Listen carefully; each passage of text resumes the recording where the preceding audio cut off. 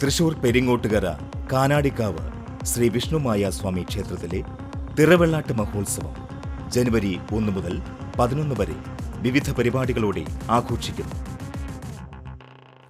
കാരമുക്ക് ദേശവിളക്ക് മഹോത്സവവും അന്നദാനവും പൂത്രിക്കോവ് ശ്രീ നരസിംഹമൂർത്തി ക്ഷേത്രത്തിൽ വെച്ച് ആഘോഷിച്ചു. വ്യാഴാഴ്ച രാവിലെ പൂത്രിക്കോവ് ക്ഷേത്രം മേൽശാന്തി ബിനു വാസുദേവൻ നമ്പൂതിരിയുടെ മുഖ്യ കാർമ്മികത്വത്തിൽ നടത്തിയ അഷ്ടദ്രവ്യ മഹാഗണപതി ഹോമത്തോടെ ചടങ്ങുകൾ ആരംഭിച്ചു. തുടർന്ന് പന്തലിൽ പൂജയും കാൽനാട്ടുകർമ്മവും നടത്തി.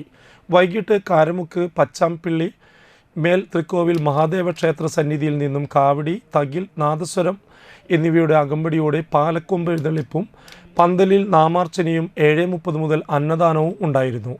രാത്രി ബ്രദേഴ്സ് അന്തിക്കാട് അയ്യപ്പൻ വിളക്ക് സംഘത്തിൻ്റെ ശാസ്താപാട്ടും നടത്തി.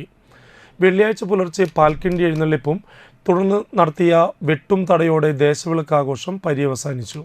ക്ഷേത്ര സംരക്ഷണ സമിതി president Shaji Kuruppath, secretary PB Venu, treasurer K Suryanarayanan, vice president Sushama Sunil, joint secretary Ajitha Srinivasan, committee അംഗങ്ങളായ VV പ്രമോദ്, ഇന്ദിര വിശ്വനാഥൻ, അഞ്ജലി ഷാജി, വാസു താണിപ്പാടത്ത് തുടങ്ങിയവർ ചടങ്ങുകൾക്ക് നേതൃത്വം നൽകി.